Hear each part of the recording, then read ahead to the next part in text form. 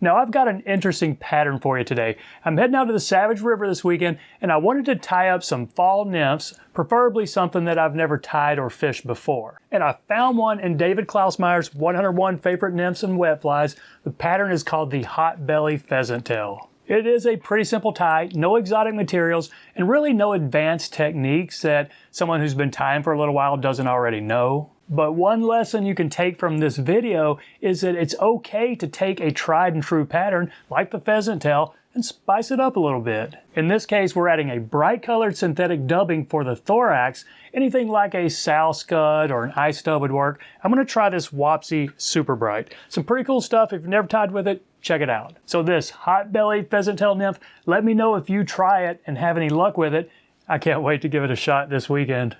So there it is in the vise, a Hot-Belly Pheasant Tail nymph. Pretty standard looking pheasant tail, but you got a hot pink thorax here.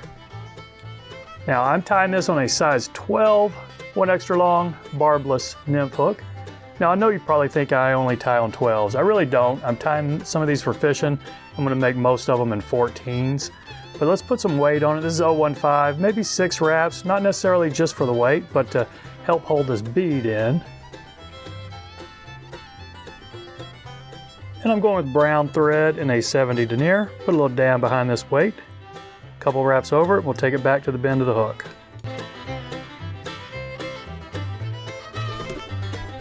Now take about 12 fibers from regular old pheasant tail and just catch it in right on top. Not really long. You know, pheasant tail nymphs, you got a noticeable tail, but it's not huge.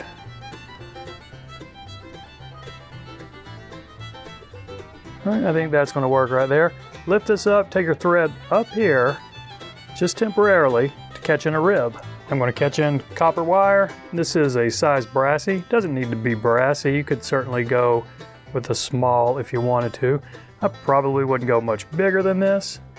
And I think this is really for durability, just like the pheasant tail nymphs, the standard pheasant tail nymph, but maybe also to give it just a little bit of segmentation. So after that, let's take our thread up here to about where we're going to start the thorax, and that I'm going to wrap my pheasant tail up to about where my thread is right there. We'll go ahead and put a couple wraps, say 3 wraps, just to get it out of the way. Now I'm going to spin this together a little bit. It doesn't have to be tight, but we'll make it a little bit easier to wrap up here. Now just wrap this up to, remember where we had our thread a second ago, that's where we're going to stop this body, or the back half of the body really. So about right there. Now just back these 3 wraps off and catch this off. You want to make sure you catch it off on top because we are going to wrap this as our wing case here in just a second. Couple of wraps to lock that. Now before we do that, bring your thread forward of it, put a little wax on it. And the one I had in the vise at the beginning was a pink hot spot. I'm going to go with an orange this time because, you know, why not? This is kind of experimenting, and orange seems to be a pretty good fall color. Taking several of these up to the Savage this weekend, so we'll try out some orange ones.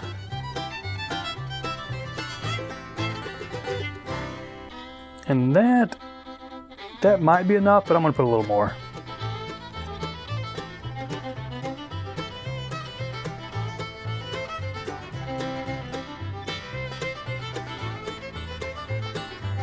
Okay, now I'm liking that.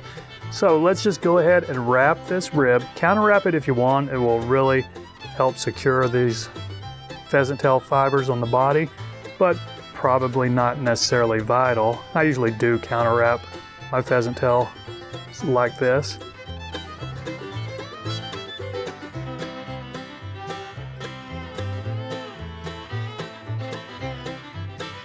Now if you can get 2 or 3 tight wraps in there, just helicopter this off.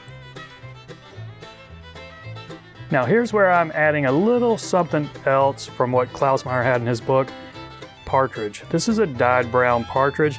The picture, his recipe did not call for any legs up here, but it sort of looked like he had them in the picture. So I just cut a little V-notch out of this. I'm gonna lay it right on top, put say 2 loose wraps right here, and then take a look at it. That's actually about the length I want, but if it wasn't, I would just pull it a little bit shorter. But I think we're going to be okay right there. So just try to get them situated where you want, coming off the sides. Now we'll put a tighter lock-in wrap or two and snip off this excess right here. Now we'll just wrap this wing case. So grab all these pheasant tail fibers right here. And you can kind of use these to help position your legs if you need to. In this case, we don't necessarily need to. I'm just going to try to lay them on top. Get them nice and straight on top. A couple of wraps to lock them. Let's go one under, one more over. How's that wing case look? It's going to be fine. Now snip the excess. And a few extra wraps to really lock them in and fill in this area behind your bead. Now we can do a quick whip finish. And see if we have any cleanup. I got a couple scraggly fibers coming out, but you know what? I'm not going to worry about it. I might put a small drop of UV resin just right there on that bead and let it wick down over those thread wraps. But overall, I think we got a fishable fly, and I can't wait to give it a try. So I appreciate you watching, everybody. Y'all take care, and we'll see you next time.